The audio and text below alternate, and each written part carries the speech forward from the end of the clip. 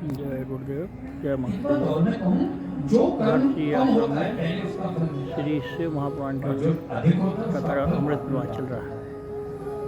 कलिकाल में ऐसा नहीं है। कलिकाल में ऐसा है, जो आपने किया वो तत्क्षण फल प्रदान करने वाला है। सतयुग आदि युगों में दादा करता पोते को प्राप्त होता,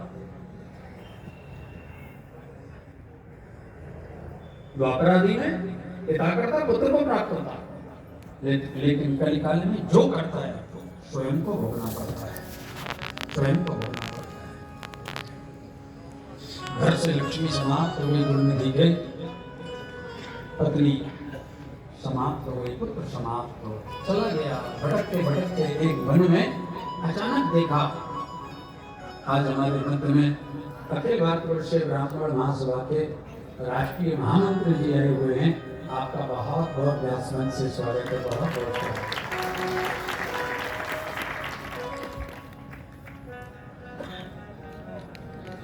वन में गया था, 3 दिन से अन्न खाने को नहीं मिला, जल पीने को नहीं मिला, लेकिन वहां पर एक छोटा सा शिवालय था। अंधकार होने लगा।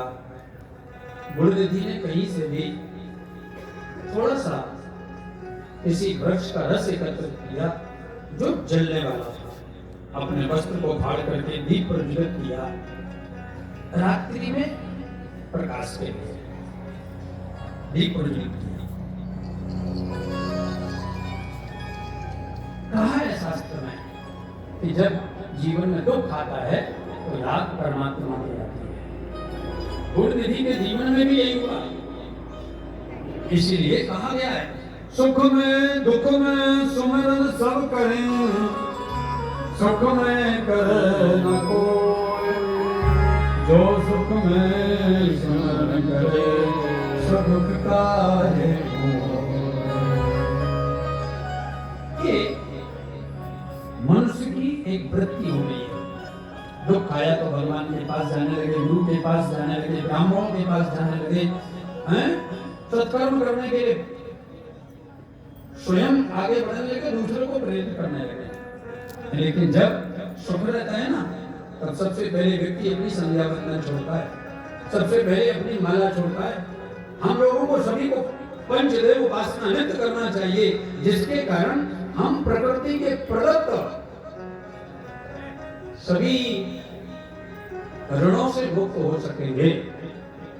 प्रकृति का जो हम देखिए, गुरुदेव के द्वारा कहा जा रहा है, जब जीवन में सुख आता है सबसे पहले अपना व्यक्ति नित्य क्रम प्रकृति से क्रिया पूजा पाठ छोड़ता है। पृथ्वी से आप ले रहे हैं, इसलिए हमें सूर्य से नित्य आप क्रम प्रकाश नहीं से छोड़ना चाहिए। जय गुरुदेव। वायु